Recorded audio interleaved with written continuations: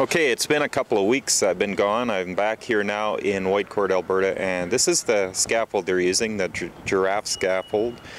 They've got 6 racks of it they bought for this job, and if I come inside here you can see they're setting it up. We have the 10-foot scaffold. They're now putting the planks on top of it, and what it consists of is a foot that looks like this. We have a couple of pegs and we're going to put 2 more in yet, because it goes up, scaffold bracket clicks on like this, and once we're done we're going to go up with 2 poles on the outside here, and that's going to go up and allow us to go up. This one allows us to go up to 20 foot high. We're only going 18, so we'll have those sticking up over the top a little bit. So they are 5 rows high right now. They're going to go another 2 rows. That'll bring us to the top of that scaffold, stiff back I guess we call it, and place concrete, and then we're going to do a second lift up to 18 foot high off the ground. Okay, we're in the back of the building here, and you can see that one tall scaffold there on the one side of that one big opening. Those are 14 foot by 16 foot openings.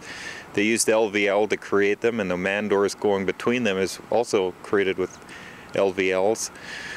On this side is the office area, and it's got a lot of openings, a lot of windows, just a couple of doors but a lot of windows, and you can see they used LVL as well. And the bottom is facing up. They use 2 2x4s that allows the concrete to get in between during concrete placement. They have the openings cut in the foam already, so these are ready to just be flipped up into the wall. This wall here is only 6-inch concrete because it's only going 10 foot above grade. The walls in the back here are 8-inch concrete. They're going 18 foot above grade. So that will be the way that they're doing this building here.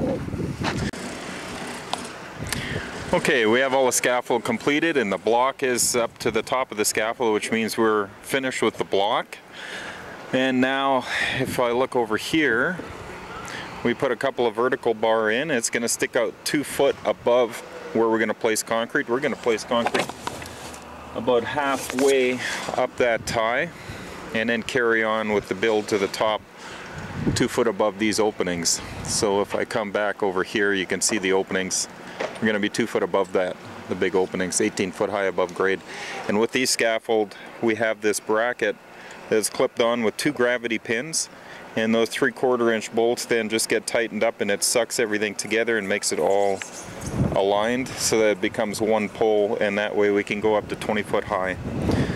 One thing with that we found, because we're using the hex-headed sheet metal screws, we need to put those in on the 8 inches down from the top of the wall, and that will allow this to go in place without any interference. Otherwise, on the back side of it, the screw head interfered with it, so you just got to be down 8 inches and think ahead on that one.